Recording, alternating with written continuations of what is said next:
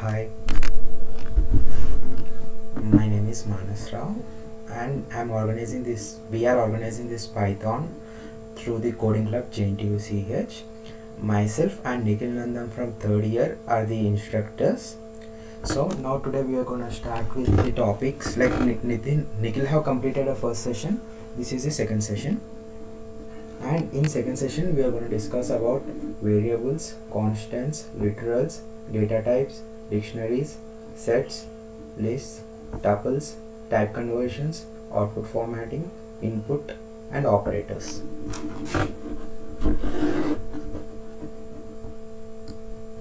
Now let's start with variables. A variable is a name location used to store data in the memory. It is helpful to think of variables as a container that holds data that can be changed later in the program. It means that variable is a name location. It's typically like a container. For example, let's take number equals to 10. Now a variable is created. Now if we execute it, as we didn't give any print statement, a variable is created but we are unable to see it. In the above cell, we have created a variable named number and have assigned the value of 10 to it.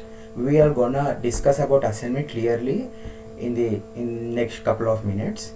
Now what is variables? Variables can be thought as a container whose contents can be replaced at any time. Here like print number, like number we have already given here 10, number equals to 10, and in continuation code print number, and again we are assigning a value of 200 to the number. Again we are going to print number. So let's check the output. The output is 10 and 200. The 10 comes from here and 200 comes from here. We can see that we have changed the value that is held in the number from 10 to 200 using the above cell. The variable number is assigned 10 in the above cell remains intact unless it is changed. Don't assume that since the line of code is another cell, once we run this cell, its value will be lost. Initially we have assigned 10, so the number is variable containing 10. Again we are giving 200, so number is referring to 200. So now number is containing 200.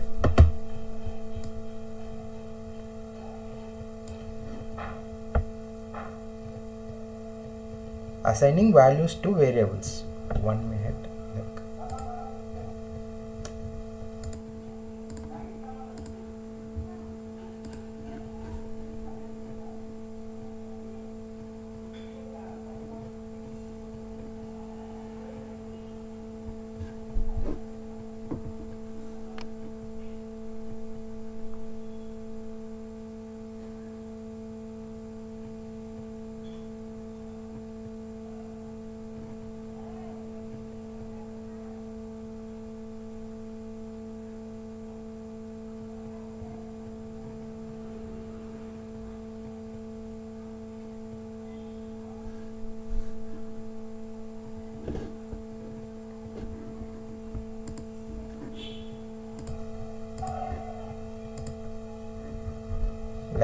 Let's discuss about assigning values to the variables now. Unlike other programming languages like C, C++ and Java, we don't need to assign the data type of the variable explicitly. It means that like those who know C, if we want to declare an integer type data type of X, we're gonna declare as integer int X. For float type, we're gonna declare as float X. But in Python, we don't need to declare it in that way. Declaring and assigning value to a variable. We have already dealt with assigning value to a variable in the above cells. Like we have looked at like x equals to 100 and x equals to 20. We use equal to operator to assign the value to a variable. The assigning of value to the variable happens from right to left. It means that in the below given code, 25 is assigned to the x. It follows from right to left convention. And now we're gonna print 20x. The output is 25. We can look here that 25 is assigned to x, and we are gonna print x. As x is containing 25, we got the output as 25.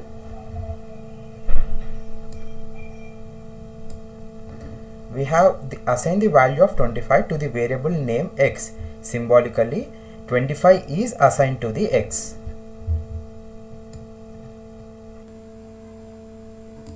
Changing the value of a variable. We can not only assign values to a variable but also change their values at any point in time. Like ABC equals to 3000. Like we have assigned 3000 to ABC. Now print ABC. Now 3000 is gonna print. Now 100 equals to ABC. Like we are assigning 100 to ABC. So ABC contains now 100 only. So in print, if we do print ABC, 100 is gonna print. As we can look here, the output 3000. It first as 3000 is assigned to ABC. We got the output as 3000. Next 100 is assigned to ABC. So we got, and we're gonna print ABC. So we get output as 100. Assigning same value to multiple variables. We can also assign same value to multiple variables in the following way. Like P equals to Q equals to R equals to 9999. Like 9999 is assigned to R, and the value present in R, like 9999 is assigned to Q, and the value present in Q, 9999 is assigned to P. So finally P comma Q comma R, all of these contain 9999. Let's execute this code. We can see the output as 9999, 9999, 9999.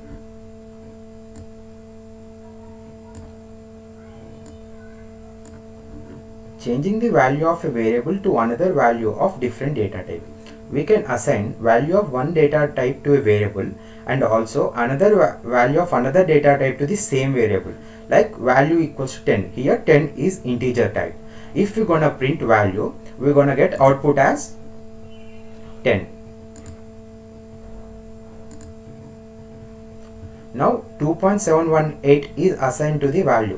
We can see that value is presently holding 10, which is an integer type. Now we're gonna assign float type or decimal type 2.718 to the value. And if we're gonna print value, we can see the output is 2.718. From this we can conclude that we can assign value of one data type to a variable and also another value of another data type to the same variable. Now we're going to look about type function.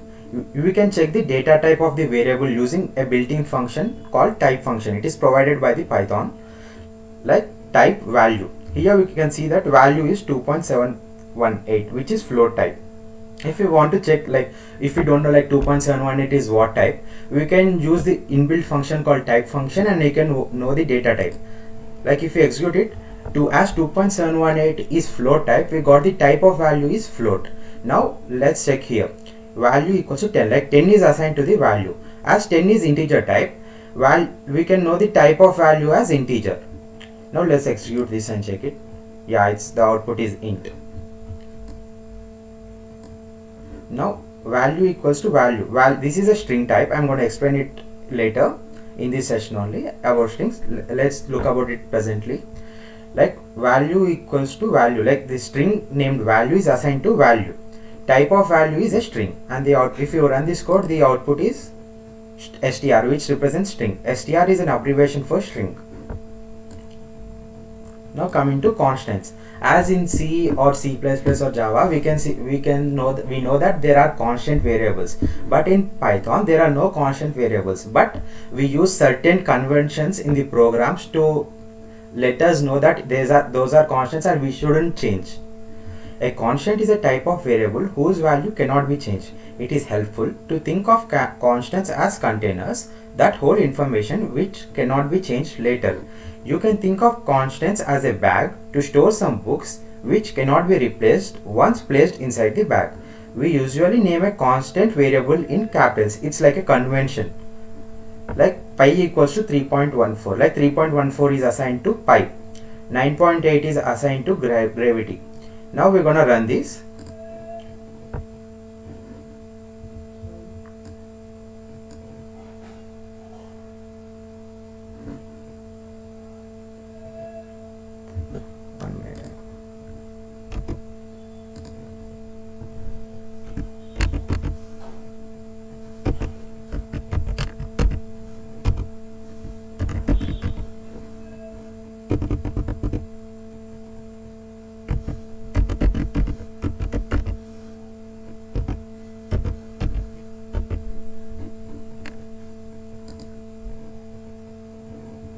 Like you can see here that print pi means 3.14 and print gravity 9.8. We have got a warning, like in reality we don't use constants in Python.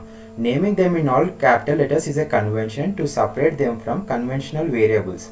However, it does not actually prevent reassignment, that is changing of its value. It means that it's just a convention, like to know that these are constants, but we can reassign them also.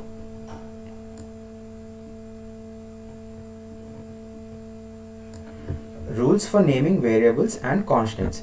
Constant and variable names should be a combination of letter in lowercase or uppercase or digits or an underscore, like snake case, macro case, camel case, cap words. Basically these are not the rules of the Python. These are the, like it's like a convention followed by the programmers for easy understanding of the code. Like if you write a code and if another person is reading your code, for better sake of easy understanding we use this convention.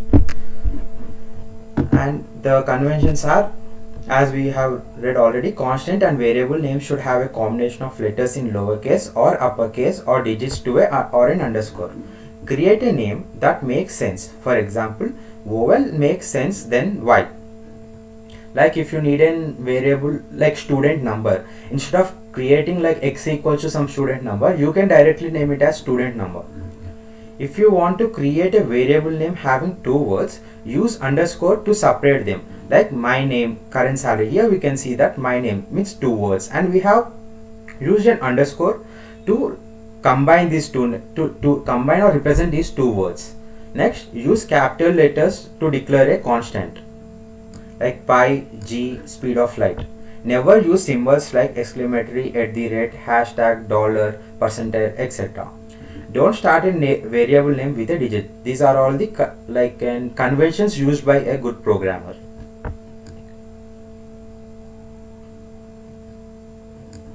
Literals. Literal is a raw data given in variable or constant. In Python, there are various types of literals. At first, let's look about numeric literals. Literals means the raw data given in a variable, the data which is given in a variable or a constant. Numeric literals. Literals are immutable, means they are unchangeable. Numeric literals can belong to three different numerical types: integer, float, and complex.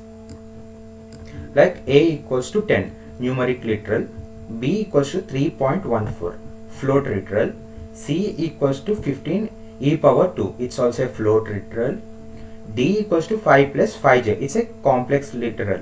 Means 5 here, this 5 represents real part, and this 5 represents complex part, imaginary part. Now let's run this code.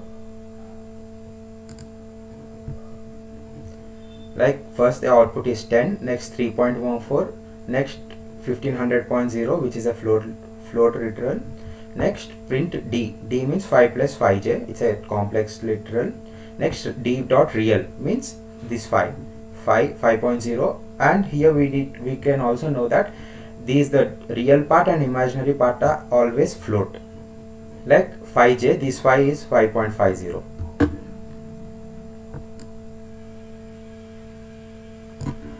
String literals. A string literal is a sequence of characters surrounded by quotes. We can use both single, double, or triple quotes for a string. A character literal is a single character surrounded by single or double quotes. Like let's take the string 1 as Python language is awesome. Here we have, this is known as double quoted string, like we have used 2 double quotes. Next one is string 2, Python language is cool. This is single quoted string, like we have used only single quote. Next char 1 is equals to n, this is single quoted character. Char 2 equals double quoted character, here we have used double quotes. Like let's print this program. Yeah, the output is Python language is awesome, Python language is cool, Kaplan.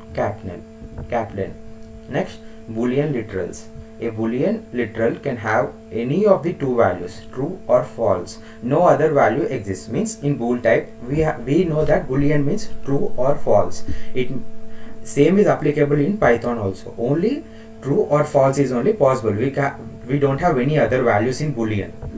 Like true and false are both keywords in Python.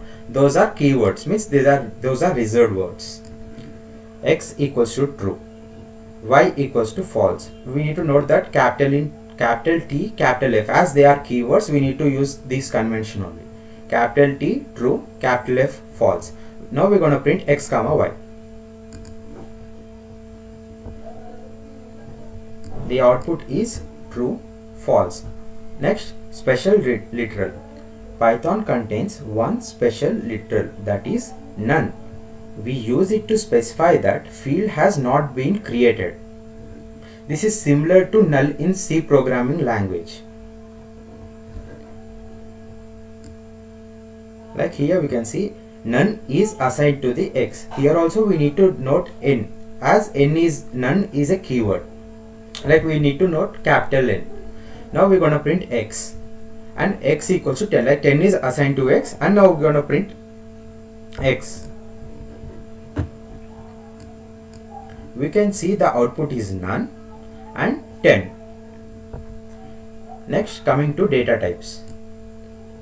Python data types. Python data types are basically classified into the 5 types, like numeric data types, dictionaries, Boolean, set, sequence type. In numeric we have integer, complex number, float. In sequence type we have strings, lists and tuples. Data types are the classification or categorization of data items. It represents the kind of value that tells what operations can be performed on a particular data. Since everything is an object in Python programming, data types are actually classes and variables are instance object of these classes. We can also say that data types represents the kind of value that tells what operations can be performed on the particular data. Like if we are having 10, its data type says that it's an integer type. Like if we are having 10.14, data type says that it's a float type. Next, coming to numbers. In numbers we have integers, floating point numbers and complex numbers fall under Python numbers category. They are defined as int. Int represents integer, float represents floating point number, complex represents complex number. They are defined as int, float and complex classes in Python. Let's start with integer, int. D equals to 20. As we all know, 20 is an integer. Like 20 is assigned to D. Print D is type D. To know what type, we are going to use type function. We can see that the output is 20 is of type class int. Integers can be of any length. Like in C, we are going to C and C++ and Java, we are going to have some restriction to the integer value. After that restriction, we are going to use double, etc. long int. But in Python, there is no restriction to the size of an integer.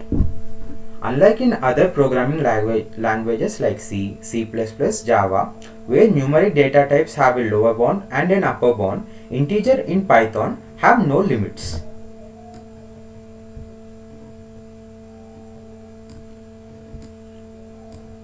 Like we can check here that D, like it's a very big number. Now we're gonna print D, and we have got the same output. Like there is no limit. Next, floating point number. A floating point number is accurate up to 15 decimal places. Integer and floating points are separated by decimal points. 1 is an integer. 1.0 is a floating point number. In floating point number, we are going to have a decimal also, and decimal points are also carefully looked upon. Like E equals to 2.0. As we are having decimal and it is 2.0, print E is of type of E. Like what is the type of E? Using the type function which is predefined as discussed earlier. The output is 2.0 is of type class float. Next, coming to complex numbers. Complex numbers are written in the form x plus yj, where x is the real part and y is the imaginary part. In this f equals to 3, it is written in the format of f equals to 3 plus 4j.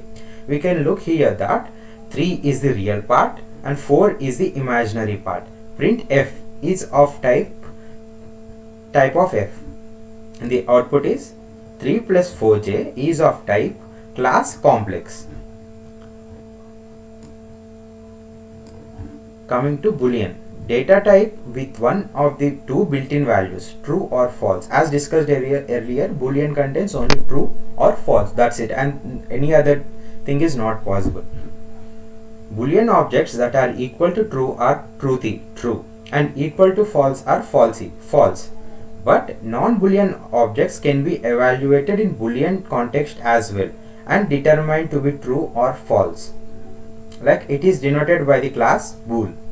Like let's take a equals to true, b equals to false. Now print a comma b, and again we are gonna print a is of type of a, b is of type of b. Here we are gonna print a comma b, so we are gonna get output as true and false. And here we are gonna print a is of type, as we all know a is of type Boolean, and the output is true, false. A is of the type class bool, b is of the type class bool. Be carefully with capitalization of t and f. As discussed earlier, we should be careful with the capital letters, as these are keywords. We can't write small t here. Like let's write a small t here and let's check what happens. And let's run the program.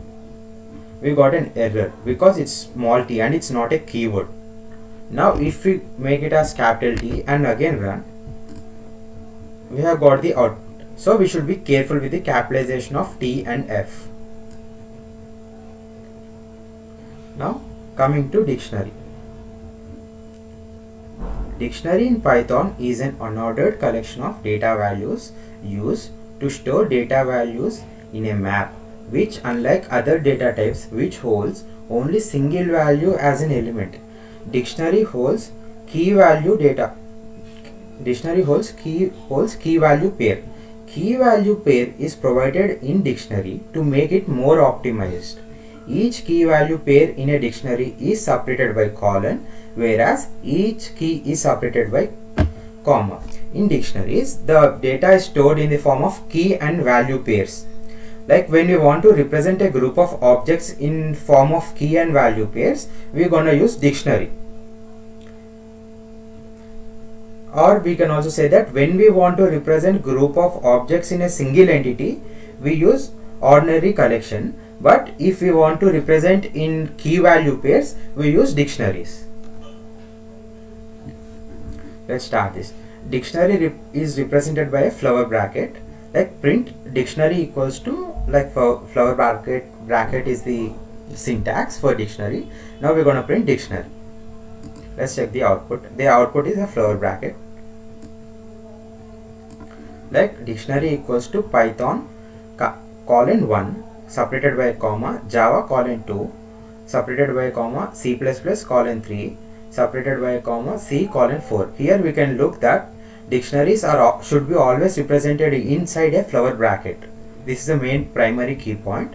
Now we can look that these Python 1 and Java 2, these are key value pairs. Let's print them now. We got Python 1, Java 2, C++ 3, C 4. We can look here that these are represented in key value pairs.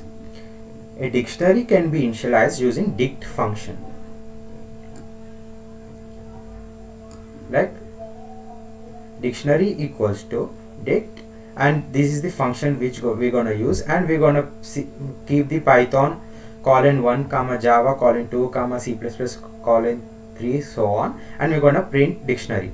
We can look here that we are using dict function here.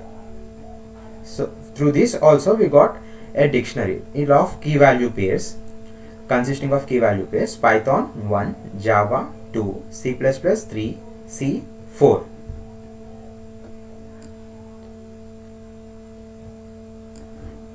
Using type, print type of dictionary. Like we're gonna look what is this dictionary type, what is the type of this dictionary, and the output is class dict, means dictionary.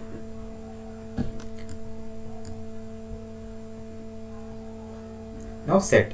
Set is an unordered collection of data that is iterable, mutable, and has no duplicate elements. The order of element in a set is undefined through it may consist of various elements. Like let's start with creating a set.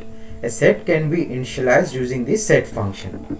Like we're going to have few important points of set data type also. The predefined class for set is class set, and heterogeneous objects are allowed in set. Name type objects are allowed. Insertion order is not maintained in set. Duplication of objects is not allowed. All objects must be taken with sorry. And each object should be separated by comma. Set is mutable collection. Let's start with sets function. Sets equals to set, and now we're gonna print set as it's empty, and the type is printed class set. Now we're gonna give values 1 2 3 4 5 2 3 1, creating a set with duplicate elements. Here we can see that 2, as discussed earlier, duplication is not allowed. Like here 1 comma 2 comma 3, like 2 is repeated twice, 3 is repeated twice, but in the output we got only 1 comma 2 comma 3 comma 4 comma 5. Like the repetition is not visible in the output, like it doesn't come in set. Using type, to know the type of set, class set. Next, sequence type. Sequence is the ordered collection of similar or different data types. Sequence allows to store multiple values in an organized and efficient fashion. There are several sequence types in Python.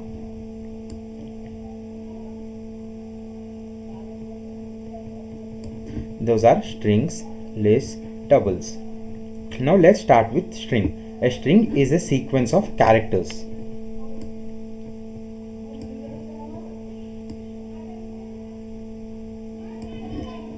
Like string, as discussed earlier, we're gonna keep the string. The Python is easy to use, and now we're gonna print the string,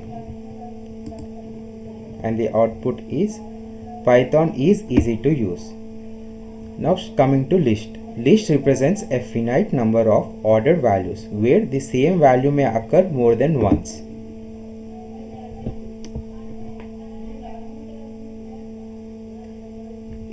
We can also say a few points in list data type. Like predefined class for list data type is class list, and in list data type heterogeneous objects are allowed, and none type objects are also allowed. Duplicate objects are also allowed. Insertion order is also maintained. Now let's create a list. List equals to, and we're gonna print list, and we can see that the list is created. Now let's create a list of 1 2 3 4 5 2 3 1, like same example which we used here.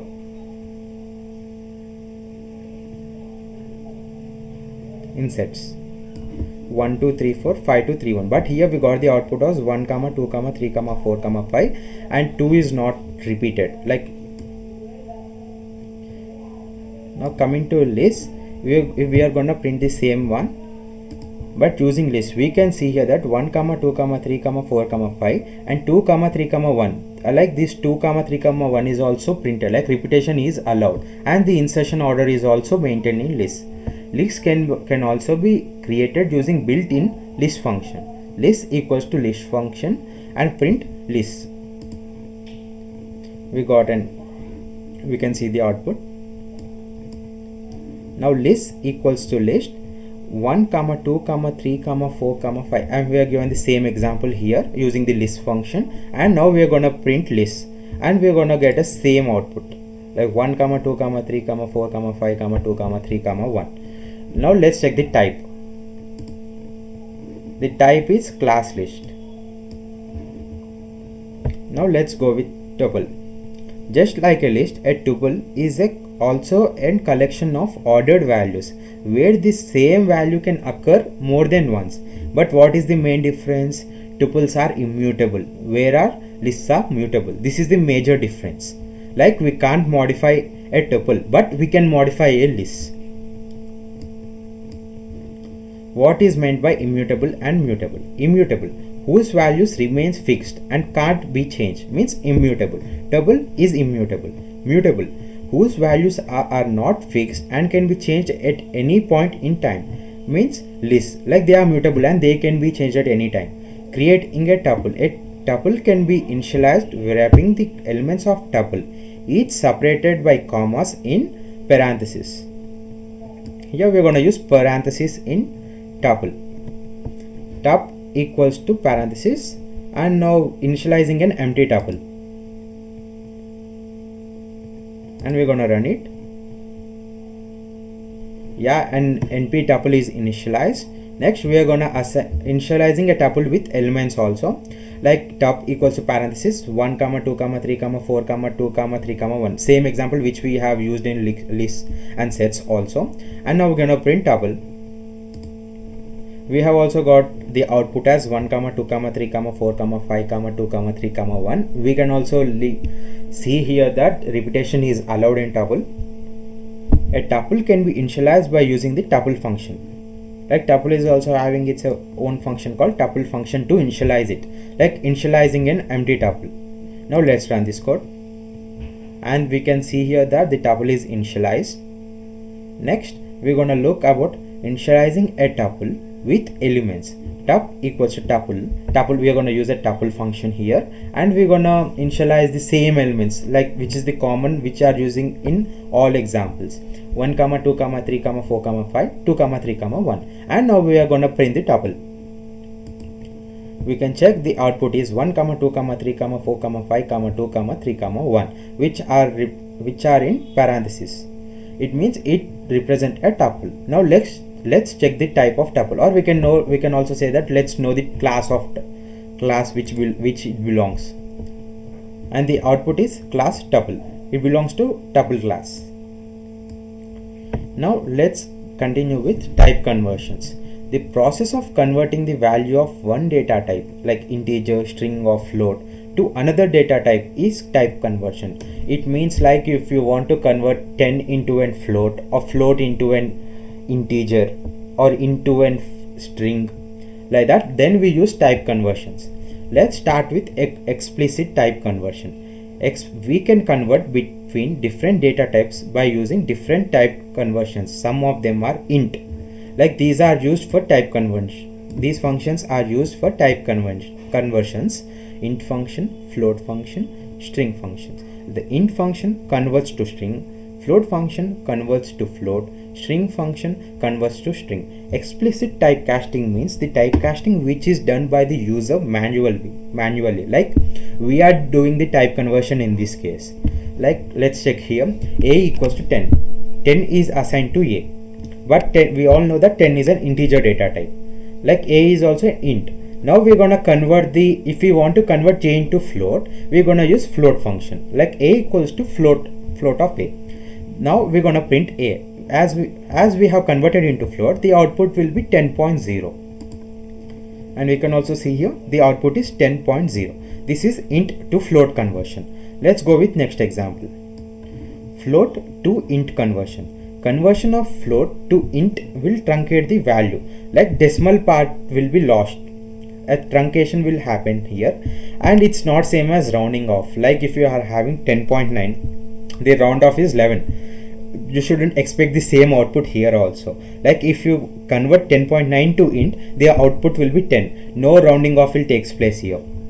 Let's check the example. J equals to 10.3, and we have converted here int of a, like we have converted this float 10.3 float into an int, and we're gonna get and here the output is 10, which is of int type. The decimal part is lost here. And let's check with this example. A equals to 10.99999. If we round this off, the output would be like in normal mathematics. If we round off 10.9999, we are gonna write it as 11. But in this explicit type conversion or a type conversion, if we use a type conversion like converting this float into an int, the output would be 10. Yeah, we can check here. The output is 10. Next, string to int, like in where we are converting a string data type into int. Let's take the string equals to 10, like as this 10 is a string. Next, integer equals to int string, like we are converting this 10 into an int and placing it in an integer variable. Now print string, and we're gonna print integer. If we print string, we're gonna get 10, and if we print integer, we are also gonna get 10. But the 10 which we got first by printing the string is of string type, and the 10 which we got later by using integer is of int type. Yeah, we got same as 10, but both seem to be same, right? How do you know if conversion has actually occurred? Simple, use the type function.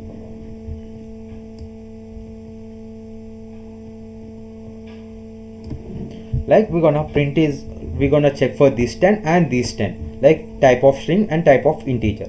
We can see the output as class str class int, means the first 10 is string type and second 10 is integer type.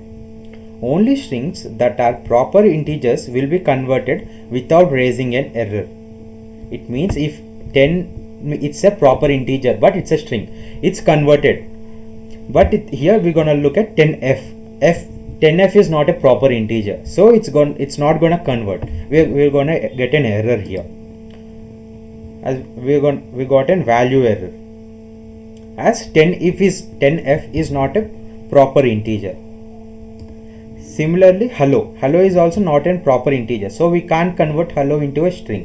And if we run this code, we are gonna get the output as a value error, invalid literal for int with base 10 hello. Now let's do string to float conversion. String equals to 3.14. This is a string. This 3.14 is a string. Next, float num equals to float of string. We are gonna convert this 3.14, the string, into a float. Now we're gonna print string here and we're gonna print float num. The output would be 3.14 and 3.14, but this 3.14 represents this is a string type and this is a float type. Let's clarify our doubt by using the type function, which is very useful, like to clear our doubts, like what type of data type is it. Type. We can see that this 3.14 is of string type and this 3.14 is of float type. Only strings that are proper floating numbers will be converted without raising an error. Similar to integer, like in integer, only strings that are proper integers will be converted to integers without raising an error. Similar in floating also, only strings that are proper floating numbers will be converted without raising an error.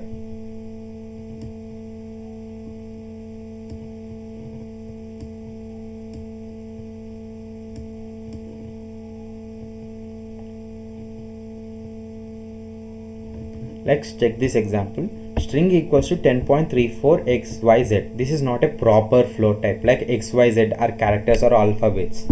Now if we're gonna print this print float of string, like we have done the conversion of the string to float using the float function, but the output is an error because this is not a proper float. It's a value error.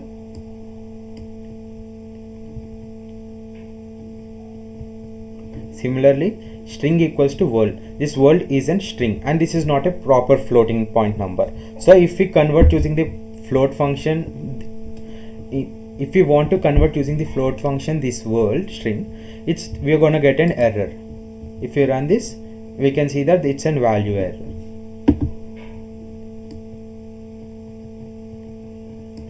Now int float to the string, and here we're gonna convert integer or float to the string.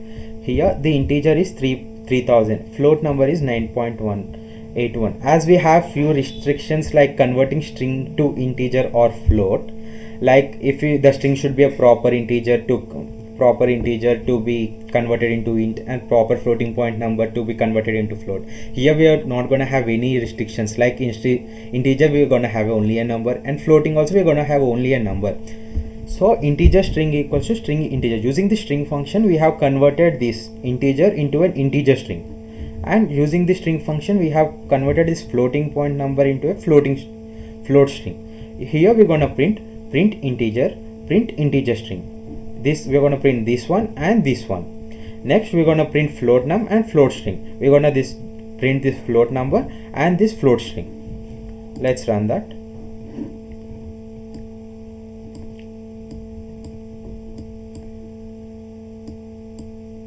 We can see the output is 3000, and this is also 3000, 3000, 9.81, 9.81. This 3000 is of integer type. This 3000 is of string type. This 9.81 is of integer type. This 9.81 is of string type. Okay, we may, as discussed earlier, we may get a doubt that what type is it. Now just simply use a type function.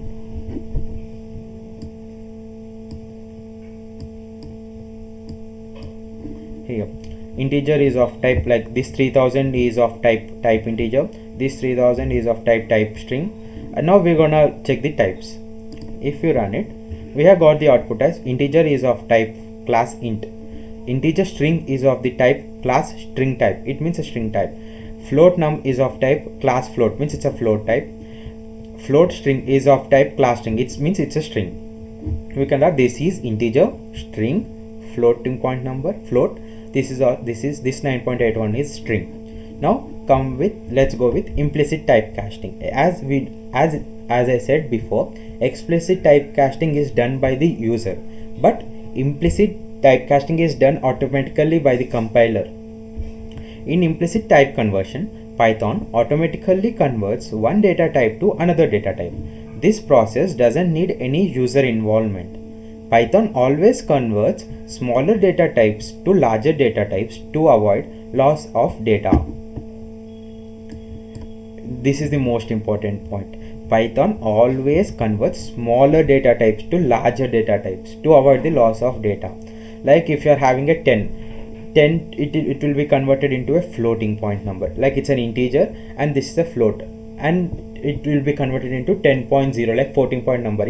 But a floating point number is not converted into integer implicitly, because like if you are having a floating point number like 10.4, and if the system takes it implicitly as an int, we're gonna get as 10, but the 0.4 is missing.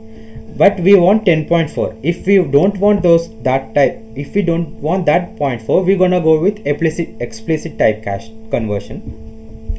In the below case, int is a lower data type and float is a higher data type. As discussed earlier, int means lower data type, float means higher data type.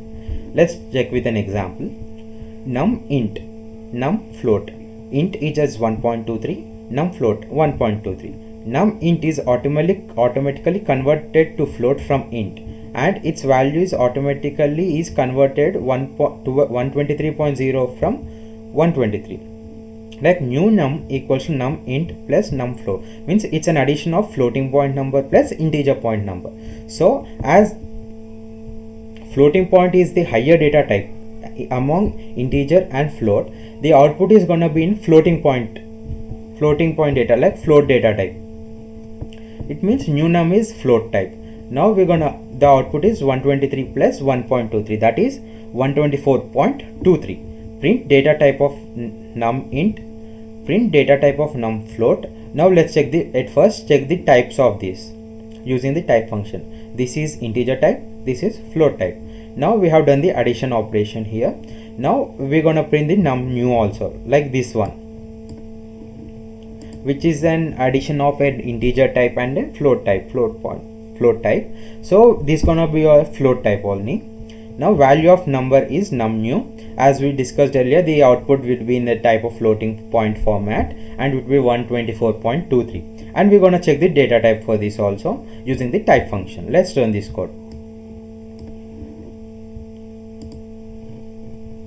We can see here data type of num int is class int. This is integer type, this is float type, and now as expected we got the value as 124.23, which is of floating point type or float type. Data type of num new is float. This 124.23 is float type. Now adding strings with integer. Okay, let's take that. Num int equals to 123. This is an int type. Num string is equals to 456. This is an This is a string type. And now we're gonna check the types of this using the type function, and let's print this and let's see what's gonna be the output. Oh, we have gotten type error. What, panicked? Have you panicked a lot about the answer? Okay, now let's check this. We need to convert it explicitly, like we can't add an integer and a string. We can add a string and it becomes concatenation, but we can't add an integer and a string. So let's first check the type, and let's convert this string into integer type. Like let's convert this 456 explicitly into an integer type. It means, like, first here it's 123, it means that it's int type. This is string type. We're gonna get output. Here it is 123, num int is 123, and here int num str, means we have converted this number string explicitly into an integer type. So 456, this string type is converted into an integer 456, and now we're gonna add this one, and we get then output as 456, 123 plus 456. Okay, now we don't want to convert this string into integer. If we think that we can only, why won't we convert 123 into a string type and add both of them? Let's check this output also. I will explain this after the execution of this code. Here print string num int. We have converted num int into string type, and we have added this both, like num string, which is also a string type. Let's check the output. Oh, have you seen here? At first this is int type, as we know. This is string type. Okay, good. Next the output is 123 plus 456. Okay, the output is 123 plus 456. In mathematics we'll get as 123 plus 456 as 579. Okay, next, coming to next case, we have added string 123 plus string 456, but we got the output as 1 2 3 4 5 6, which is not 579. Oh, what happened here? Here comes concatenation.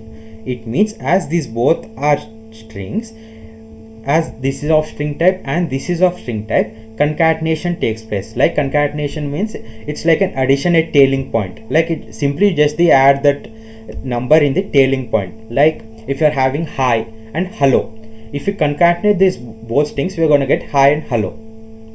So here also same thing happened here. Has 123 string type 123 and 446 is also string type 446. As both are string types, concatenation occurs here, and we get the output as 123 and 446. A string is a higher data type and integer is a lower data type.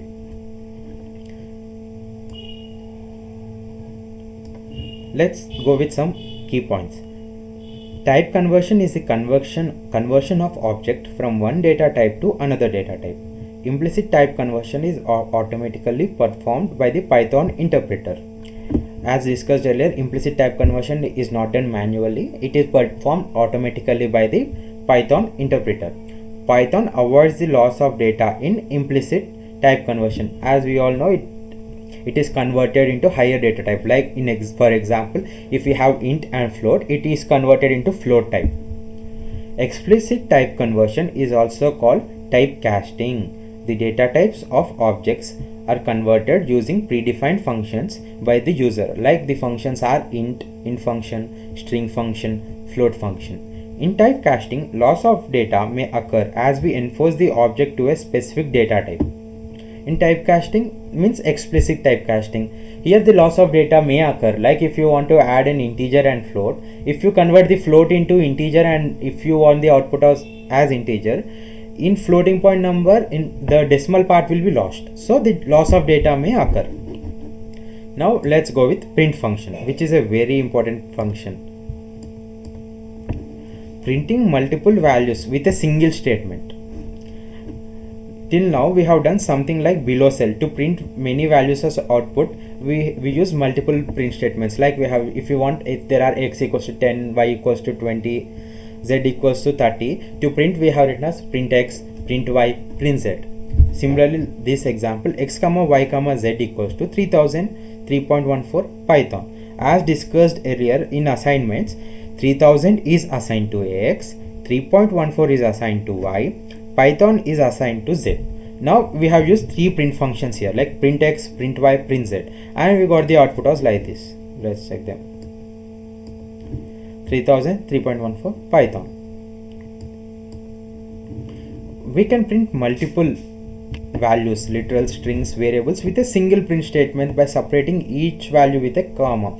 Because it becomes tedious or complex by using so many print statements in a program, we can use single print statement and we can print multiple literals or strings by using a comma. Let us see an example. In the above case only, we're gonna print x comma y comma z. Here we got the output as 3000, 3.14 Python. But have you noticed that here 3000 is in one line, 3.14 is in one line, Python is in another line. But here all of them are in a same line. Let's discuss it further and we'll go to get a clarity on it in further. We can also apply the same principle on literals also, like print 1 comma 2 2.0 comma 3.14 x, y or z. Now let's print them. 1, 2.0, 3.14, x, y, z all are printed in a same line. We can also use a combination of variables, literals as well. Like there's nothing rule like there should be only variables and there should be only literals. Like let's see a combination of this.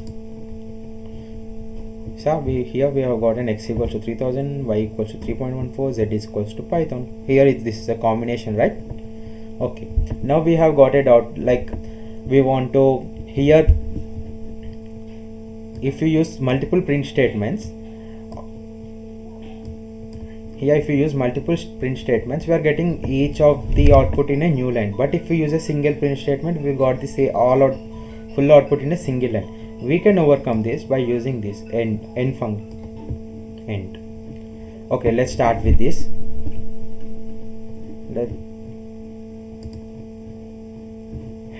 Let's start with help function. Help on built-in function print in module built-ins.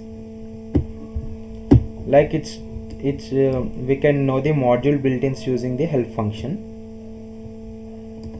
Now let's go with separator and separate and end. Like SEP, sub is an abbreviation of separation.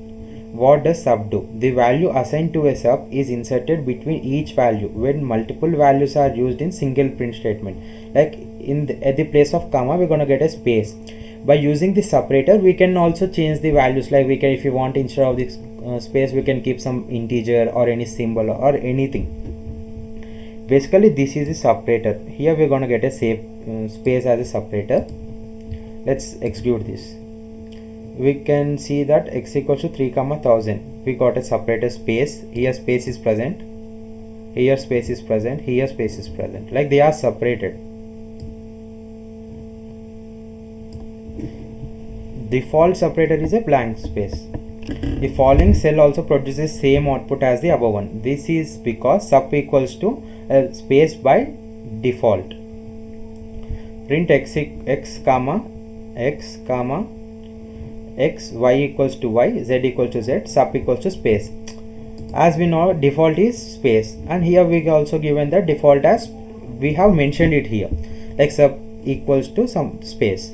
We got the same output, but we can also keep a parameter here also, like a star or anything. Okay, let's check. Let's go with a star and let's run this. We can see here at each and every separator we got a star. Here the separation, where separation is done, instead of a blank space we can keep our symbols, any symbols which we want. In this place of comma, basically we'll get a blank space, but here we have got the star as separator. But we can also assign a custom value to set separate parameter as shown. Like here same has shown here, we have used a star here. 1 star 2 star 3. Like instead of getting 1 space 2 space 3, we have got this. Like if you keep a blank space here, let's run this. The output is 1 2 3. Sorry, I haven't inserted this space. Okay, the output is 1 space 2 space 3.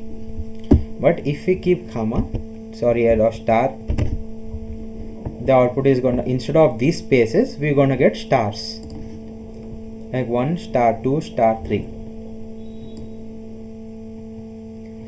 We can assign any value string to separate, like we can keep like 5 stars also. Yeah, we have got the 5 stars, and we're gonna keep a string also as a separator.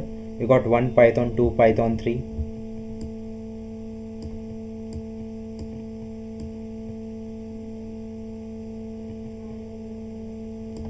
See the value of separator inserted between the values. What happens if we provide the value of separator other than int? Yeah, let's check this. Z, we have keep the separator as some 10,000. We have got an error. It means that separator must be a none or a string. It shouldn't be an int. We can't keep separator as an integer. We can keep it we can keep a string, or if we want this one to come in, we need to change it as a string. Yeah, we can convert this into string, and if we run this, as now this is a string, if we run, we're gonna get the output. Yeah, you can check here, like we got 10,000 as a separator. But this should be string or none, but integer type is not allowed here. Next, coming to the end. End means, like in previously, as I said, the output, if you use multiple print functions, we are gonna get the output in new lines. But if you use a single print function, we got the all outputs in a single line. We can overcome this disadvantage or this one using the end. So what does end mean? End has no abbreviation. It means end of line. What does end do? The value assigned to end is added after the last value. Number of values provided may be 1 or more and printed on the screen. The default value assigned to end is /n, a blank space, as can be seen in the documentation of the print. Like we're gonna go to the next line. /n is a special character that is used to a new line. Those who are familiar with C, we all know that to go to the new line, we're gonna use /n. Let's print this one using the /n. Like JNTU/CH GDSC. If we run this, the output is JNTU/CH and /n. We're gonna go to the next line, and GDSC is gonna print. If we remove /n, all the output would gonna print in the same line, JNTU/CH GDSC. Now, use of default value of end parameter.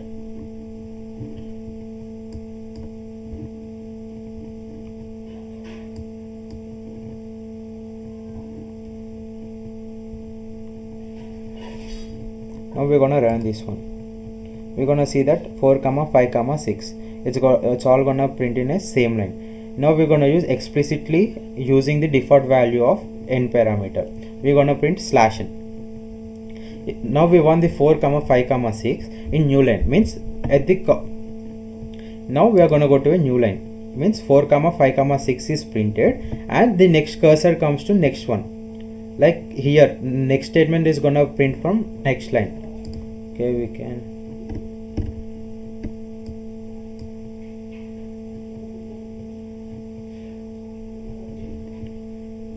four comma 5. Okay, this will be more visible here. Let's check this one. Like 4, 5, 6. End equals to star, means here star means the end will be ended here. Next 4, 5, 6. End equals to Python. We're gonna get 4, 5, 6 Python. If we're gonna keep /n, we're gonna go to the next line.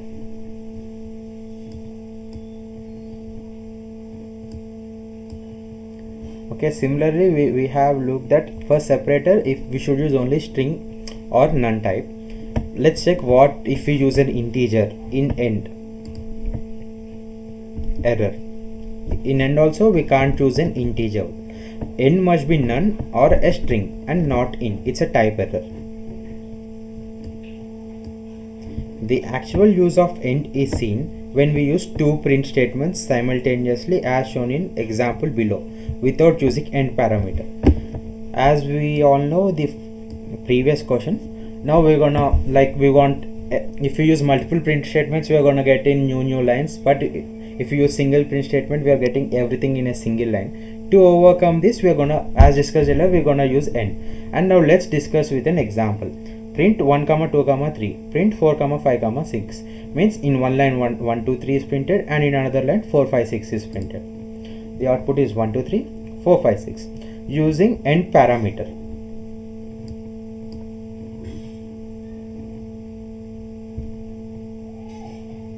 If we use the end parameter 1 2 3 and it ends with 4 stars, and if we go to next line, and 4 5 6 will be printed. Sorry, it doesn't go to the next line, as it is ended with an 4 stars. 4 5 6 continues here only. Like if there is no slash in, like default there would be a slash in, but here we have converted as end equals to some 4 stars. So this 1 2 3 ends with 4 stars, and as there is no slash in and default there is no slash in, which is default, 4 5 6 gonna continue here only. 1 2 3 stars 4 5 6 without using end parameter. If we don't choose end parameter, we're gonna get same here. Okay, let's see here. If we are not using any end parameter here,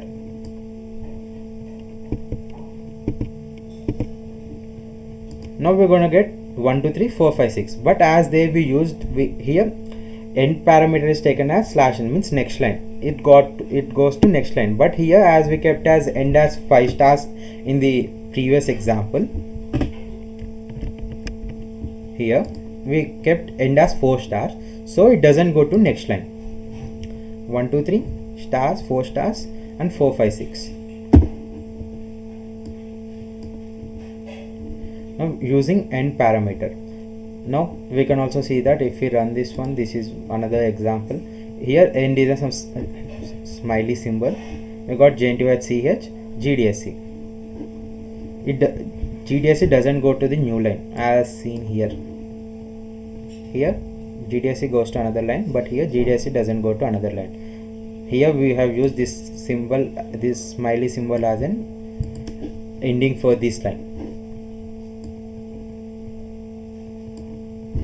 Using both sub and end together, means both separation and end both can be used together. Using default values of end and separator. Sub, here default value of sub is space and default value of end is next line. So we're going to get output as 1 2 3, 1 space 2 space 3, and next line 4 space 5 plus 6. Similarly we can see the output is 1 2 3 4 5 6. Using custom value for sub and default value of end. Let's customize the separation, like we have kept star, and the default value for end, we doesn't assign any value for end, and there will be a default value. Now we're gonna get the output as 1 star 2 star 3, and as default is slash n, we're gonna go to the next line and we're gonna get as 4 star 5 star 6. You can see here the output is 1 star 2 star 3, and we go to next line and 4 star 5 star 6. Using default values of sub and custom value for end. Here separator default value is space, and custom value for end, we have customized the value as a star. So we are going to get the output as 1 space in this example. We're going to get the output as 1 space 2 space 3 star 4 space 5 space 6. So here the output is 1 space 2 space 3 star 4 space 5 space 6. 1 2 3 star 4 5 6.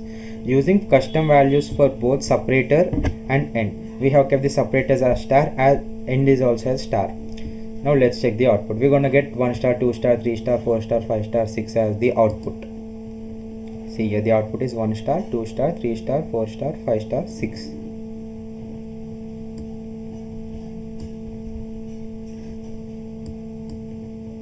Output formatting. Sometimes we would like to format our output to make it look attractive. There are two ways we can achieve this goal. First is string.format method and fstrings. Basically this output format has been introduced in Python from Python 3.6. Let's start with string.format. Here the curly braces or flower brackets are used as placeholders. Let's check. X equals to 5, y equals to 10. X equals to curly braces, comma, y equals to curly braces dot format x comma y. It means the order is followed, like x x equals to 5, y equals to 10 is gonna print. If you run this, you can check that x equals to 5, y equals to 10.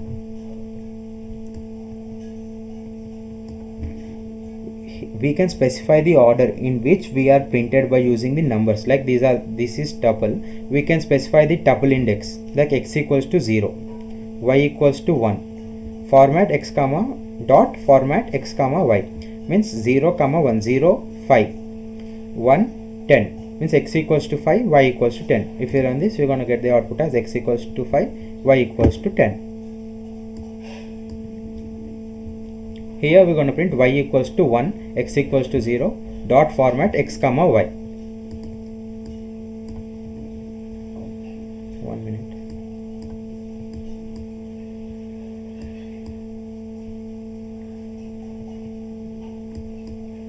Yeah, here x equals to 0. 0 means 5. 1 means 10. Here we get y equals to 1, means y equals to 10, x equals to 0, means x equals to 5. See, we can see that output is y equals to 10, x equals to 5. We can also use keyword arguments also. Here using the keyword arguments, print x equals to xval, y equals to yval, dot format xval equals to x, y value equals to y. Here we have used the keyword arguments. If we run this also, we are gonna get the output as x equals to 5, y equals to 10. Now let's go with another type, that is f strings. F strings. To create an f string, prefix the string with letter f. The string itself can be formatted in much the same way that you would with str.format method.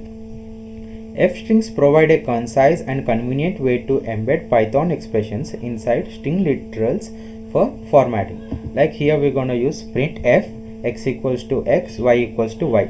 These small x and small y are in curly braces.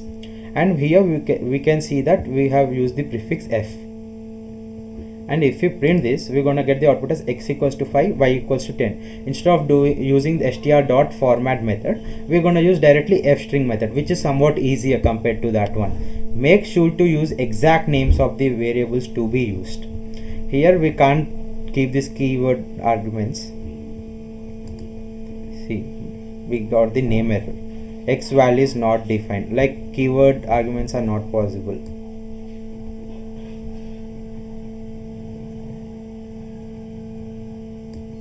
Like let's have a small cheat code in Jupyter Notebook only. When using Jupyter Notebook, if our last line is a print statement, we can use a cheat and avoid the print statement altogether. Like here Python is equals to easy. Here print Python. The Python is means it's a last line, and here using print. If we run this code, we're gonna get the output as easy only. But here we are gonna write another code like Python equals to easy, and using the cheat, like if we can exclude that print statement if it's the last word. Here if we print this also, we'll get the output as easy. Another example, a comma b comma c equals to 1 comma 2 comma 3, means 1 is assigned to a, 2 is assigned to b, 3 is assigned to c. Here the last line is print a comma b comma c. We're gonna get the output as 1 comma 2 comma 3. See 1 1 2 3. And here same one only, we have excluded the print statement. See, we got the output as 1 comma 2 comma 3. This trick works only for the last line in the cell, means only for the last line. The print statement should be in the last line only. Like see here x comma y, means it's like a similar to a print statement, and we want to print x comma y in the last line. See, we got 100 comma 200, but here the x comma y is not in the last line. If we run this, nothing is gonna print, right? You can see nothing is gonna print. But if it's in the last line, then only it's gonna print. So we got here, we don't get any output.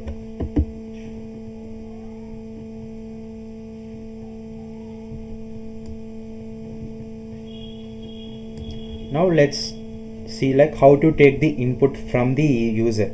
In C we're gonna use C++, and in C++ we're gonna use C. Like let's see what we're gonna use in Python. Until now we have static values in our lines of code. The values of variables were defined or rather hard coded into our source code. Now we explore how to make input from the user, how to take input from the user. In Python we use input function to take input from the user. Like as we use scanf in C programming, we are gonna use input function. Let's see how to use it. Now help input. We're gonna get the details, and now let's start with the input. Like a equals to input, and a as it's the last line, we can avoid the print statement, print function.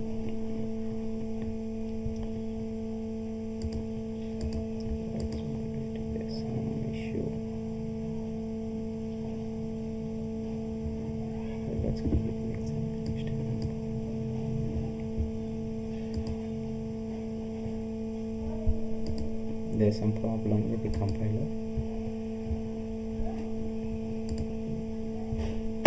There's some problem with the compiler. 1 minute.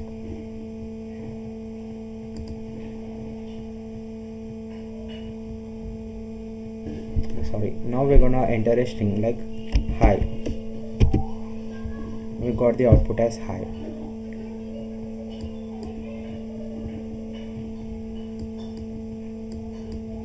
Here also we run once again. Now it's gonna ask our input, and we're gonna give input as some h, and h is gonna get printed. We can see the output as h and hi. Now num1 equals to int. Now next go with a new code, and we're gonna look into it. Num1 equals to int, enter num1 means we're gonna enter some integer, like let's take as 10. We have entered 10 means 10 is assigned to num1. Now num2, enter number 2.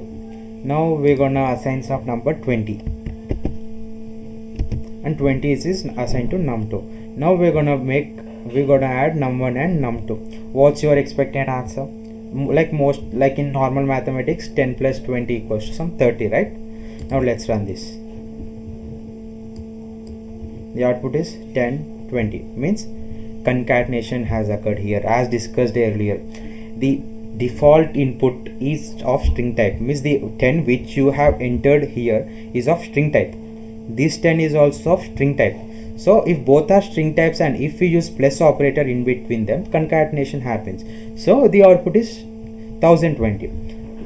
10 plus 20 is 30, right? Why it is showing 1020? Let's see another example to understand what's happening. Like num equals to int, enter num. Now we're gonna enter some number. Let it be 10. We have entered, but we got a type error because this is of string type and this is an integer. We can't add an integer and a string, right? So we got a type error. The note: the value obtained from input function is always a string. This is the most important point. Simple, like if we got a string, to overcome this, simple, as discussed earlier, we can use the typecasting. We're gonna do explicit typecasting. Like if you want the number to be float, we're gonna use float function. If you want int, we're gonna use int function or method. Num3 equals to input, enter num3. Num4 equals to input, enter num4. The numbers which are entered here and here are basically string types. So now we're gonna convert those numbers into integer type using the type conversion. Okay, let's run this.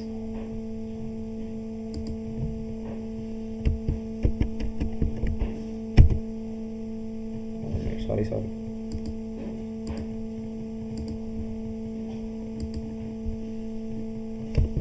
Let's add first number is 20, second number is 10, this is 10, this is 20. 10 plus 20 is 30, right? As here the entered 10 is converted into integer type, and here the entered 20 is converted into integer type. So the output is 10 plus 20 is 30. Are num3 and num4 converted to integer types? Let's check this by using the type function. Type of num3 is an int. Let's run this.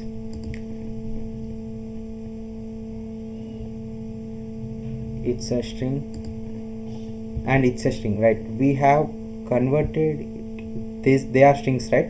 Panic, no needed. Like num3 equals to enter num3, like here the out at the time of performing the actions it is converted, but the num3 is not converted into integer. So to make it possible, we're gonna use num3 equals to int num3, num4 equals to int num4, enter num3. Here the num3 is, if we give 10, the 10 is converted into integer and the integer value is kept in num3. Let's run this, you will get in clarity. 10, 20. Yeah, we can see that 10 and 20 means 10 plus 20 is 30. This num3 now becomes integer type. This num4 now becomes integer type.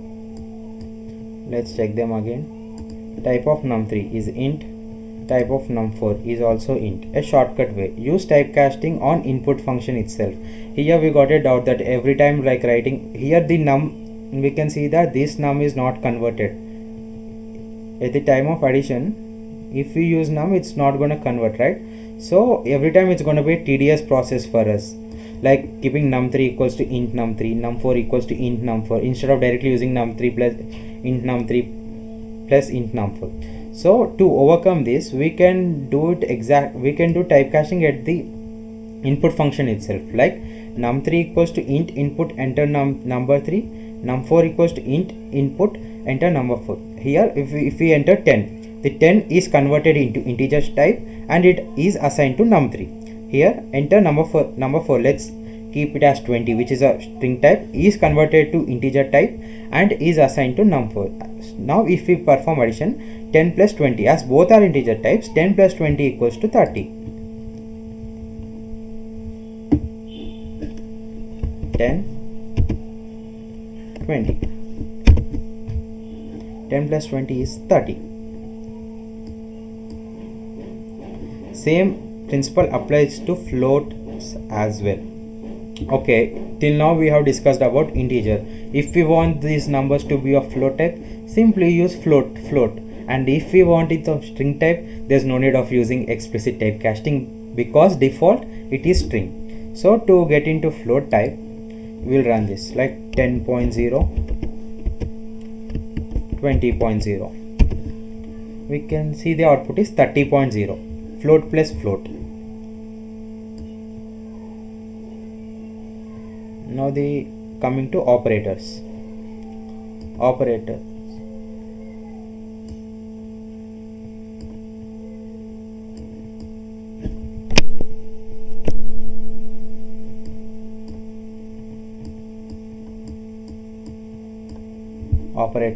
Operators are basically classified into 6 types: arithmetic operators, comparison operators, logical operators, bitwise operators, assignment and compound, special operators. In arithmetic operators, we're gonna get addition, subtraction, multiplication, division, modulus, floor division, exponent.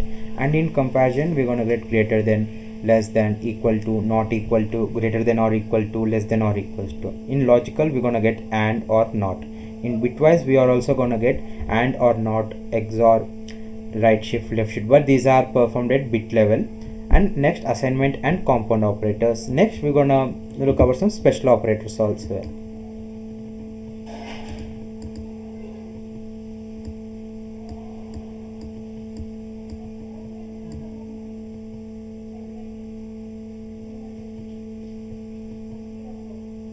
Let's start with arithmetic operators. Addition is used to add two values: integer, floats, strings, etc.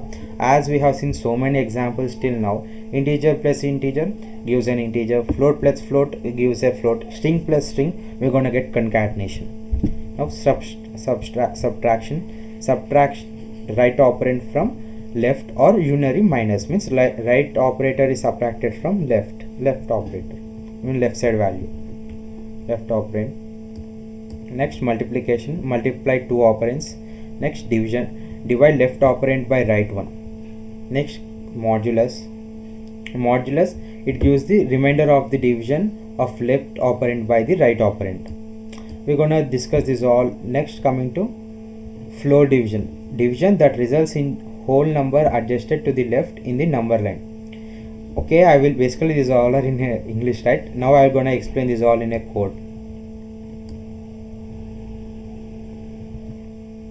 Okay, code 10 by 3 means we're gonna make division, means we in division we're gonna get as output as float type only, and 10.0 by sorry it's an example. Okay, let's first go with flow division. What is the major difference between a division or flow division? Division operator always returns the result into the form of float, whereas flow division returns the result based on the operand types. It will returns only precision value but not side value, like int by int float, float by int float, int by float float, float by float float. This is for division operator. Now if you go with flow division, int by int means int, float by int means float, int by float means float, float by float means float. We can see the major difference is in division operator int by int is float, but whereas in flow division operator int by int is an int. We can check this one with this example. 10 by 3 int by int. If we okay, first run this one and this is the output 10 by 3 int by int, but we have used division operator, so we got the number output as float 3.333. 10.0 by 3, this is float, this 10.0 is float, this 3 is an integer type, and we have used a division operator, so we got the output as 3.33, which is a float. Now 10 by 3, 10 using flow division means 10 by 3 means in flow division we're going to get the output as integer only, so we got the output of 3. And in flow division 10.0, which is float type, by flow division integer type 3 means 10.0 by 3.0 the output is, but it is not the 3.33. The decimal points are neglected and 3.0 is given as the output. Next, coming to exponent, means it's similar to the exponent in exponent in mathematics, but for exponent we're gonna use 2 stars. Exponent, left operand raises to the power of right. X equals to int input, enter an integer. Y equals to int input, enter another integer. We'll take first input as an integer type and next input is also of an integer type. Now let's perform the following operations. X plus y equals to x plus y. Okay, x minus y equals to x minus y. X into y equals to s. Multiplication is done by star operator. Now we're gonna do division, x by y. We're gonna use modulus, x percentile y, flow division, x, and we're gonna make exponent x double star y. Now let's run this code. Let's give x as some 4 and let's give y as 2. 4 plus 2, the output is 6. We can see here the output is 6. Next, 4 minus 2, the output is 2. 4 into 2, output is 8. 4 by 2, output is 2.0. 4 percentile 2, modulus function as remainder is 0, the output is 0. If we do flow division, 4 flow divided by 2 means we got the output as 2, as integer by integer is an integer. We can see here the output is here float, and this is int floor, and we're going to make exponent means 4 power 2, 4 square is 16, the output is 16. Next, comparison operators. Greater than, true if the left operand is greater than right, means it returns true if the left operand is greater than the right operand. Less than operator, true if left operand is less than right, it returns true if left operand is less than right. Equal to, it returns true if both operands are equal. Not equal to, it returns true if operands are not equal. Greater than or equal to, true if the left operand is greater than or equal to right, means it gives an output as true if left operand is greater than or equal to the right operand. Less than or equal to, it returns true if left operand is less than or equals to right operand. Okay, let's go with this example. X equals to 10, y equals to 12. Here x greater than or y is x greater than y. As 10 is not greater than 12, we're gonna get we're going to get the output as false. X is less than y. As 10 is less than 12, we're going to get output as true. X equals to y. It means x equals to y. We should observe this. While assigning, we're going to use only single equals to, but while in the comparison, we're going to use double equals. So as this 10 is not equals to 12, the output is false, and 10 not equals to 12, which is true. So the output is true. And 10 is greater than or equals to 12, which is also false. We're going to get the output as false. As 10 here, 10 less than or equals to 12 means as 10 is less than or equals to 12, it's a true. Now let's run this code.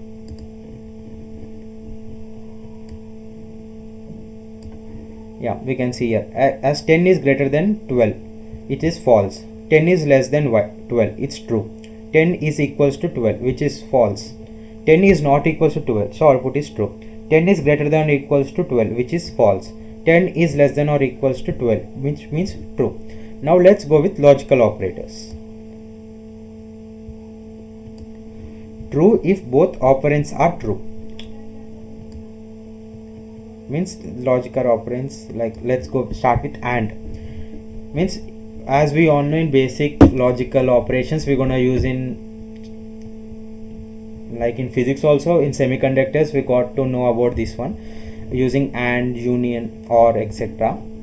Now true and true means true. True and false means false. False and true means false. False and false means also false. Next let's go with OR operator. True or true means true. True or false? True. False or true? True. False or false means false.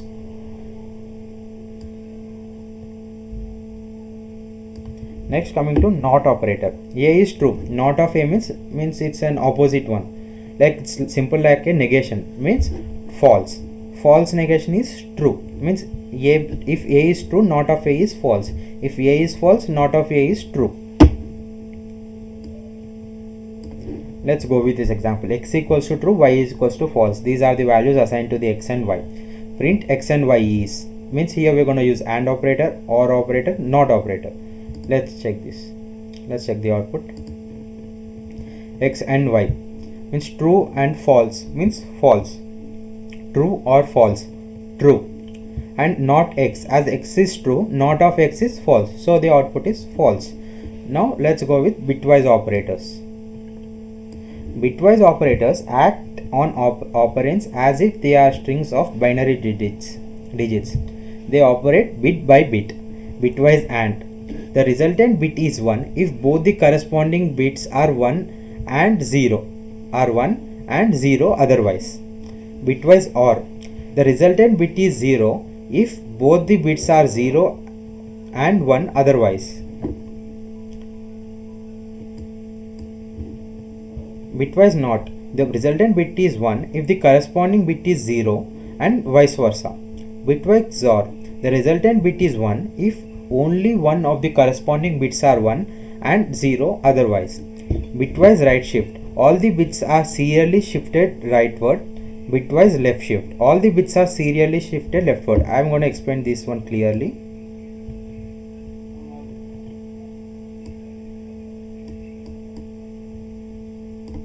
Okay, x equals to 10. 10 means 4 zeros, 1 0, 1 0 in binary format. Y equals to 4 means 4 zeros, 0, 1 0 0 in binary format. We're gonna do bitwise AND means 0 and 0. 0 means these all are zeros. 1 and 0 means 0. 0 and 1 means 0. 1 and 0 means 0.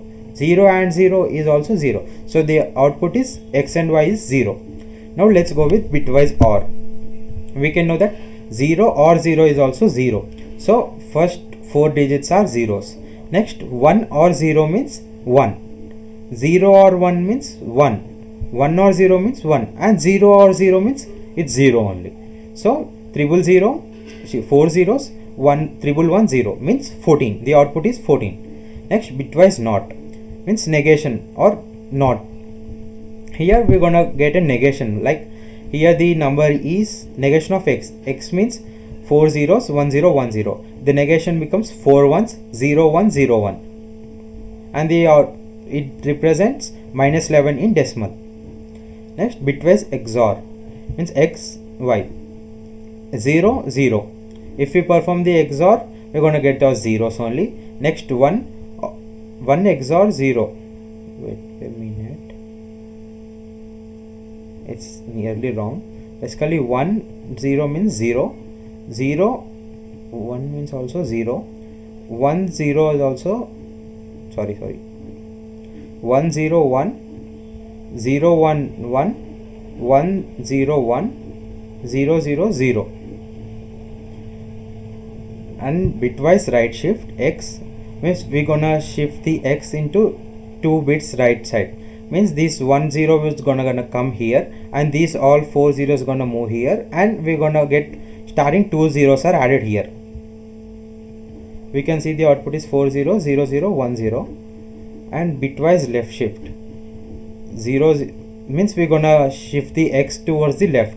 Means these 1 0 will come here, this 1 0 will come here, and tailing 2 zeros are added here. We can see the output as 0 0 1 0 1 0 0.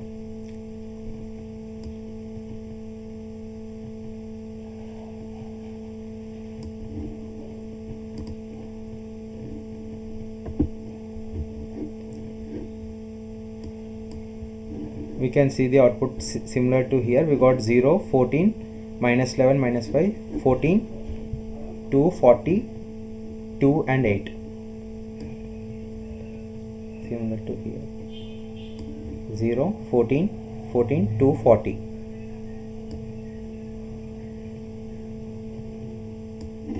Assignment operator and compound operators. Assignment operator, assign the value on the right to the expression on the left. Means 5 is assigned to A. Let's print this one. The output is 5, as there is no need of print if the print is in the last line of the code. Now let's go with compound operators. Compound operators, operator equals to means equivalent to X equals to 5, plus equals to is equivalent to X plus equals to 5 means X equals to X plus 5, X minus equals to 5 means X equals to X minus 5, X into equals to 5 means X equals to X into 5, X divided by equals to 5 means X equals to X by 5, X percentile equals to 5 means X percentile 5, like modulus. X and the left shift means we're gonna shift the means X equals to X left shift 5, and X right shift equals to 5 means X equals to X right shift 5. We're gonna shift it by 5 bits into the right, and here we're gonna shift it to the left by 5 bits. Now these are few special operators, and the special operators are identity operators, membership operators. Let's start with identity operators. Is and is not are the identity operators in Python. They are used to check if two values are located on the same part of the memory. Two variables that are equal doesn't imply that they are identical. Here it's gonna check that they are located on the same part of the memory. It doesn't mean that if they are identical or they are same, it doesn't mean that they are identical. If X equals to 10 and Y equals to 20, like both are 10 and 10, it doesn't mean that they are identical. If they are equal doesn't imply that they are identical. Like x1 equals to 5, y1 equals to 5, x2 equals to hello, y2 equals to hello, x3 equals to 1 comma 2 comma 1 2 3, y3 equals to x3. Print x1 is not y1, x2 is y2, x3 is y3. Let's check this one. Let's run this code. We got false, true and true. X1 is not y1. As I said earlier, x1 equals to 5, y1 equals to 5. It doesn't mean that they are identical. If they are equal, they should be located on the same part of the memory. So it's false. x2 is y2 is true. And next, coming to x3 is y3 is false. Here it's 1 comma 2 comma 3, as they are not equal also it is false.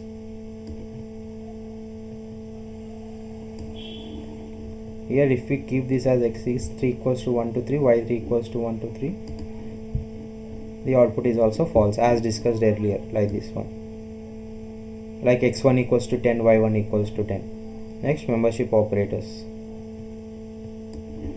Membership operators means in and not in are the membership operators in Python.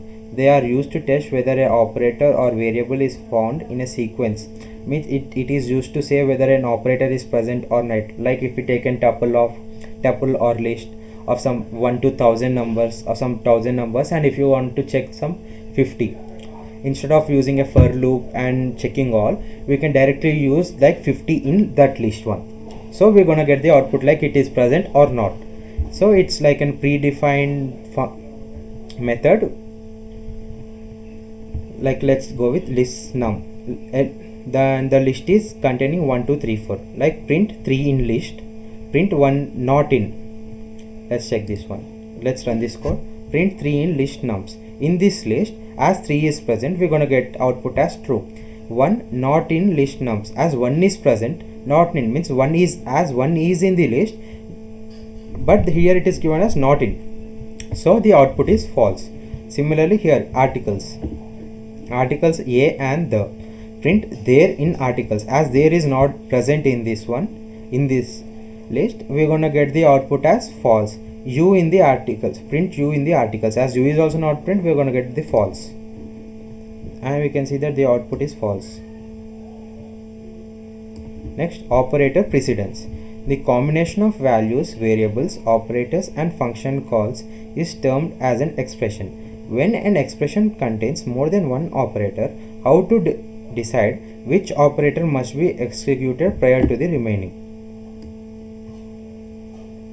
Like here 10 minus 4 into 2, we need to know the order, like which one, like if which one should be executed first. Like if we can also perform this in both ways, like 10 minus 4 first, 6 into 2, output is 12.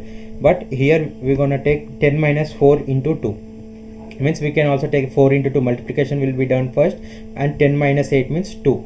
As we have got it ordered which is 12, like 12 or 2 is the answer, we're gonna have a precedence, the answer is 2. And here also 10 minus 4 into 2, the answer is 12.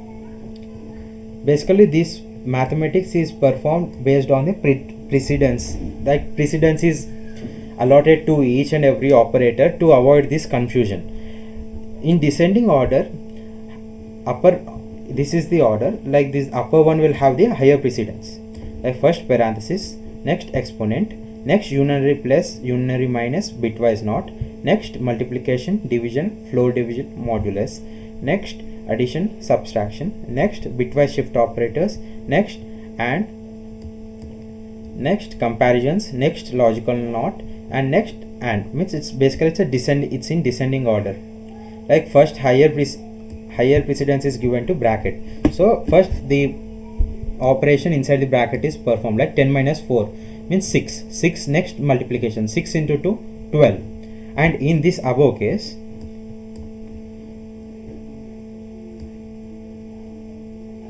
ten minus 4 into 2, as we all seen, multiplication should be done first, so 10 minus 8 means our output is 2. And that's it for this week's session. Thank you.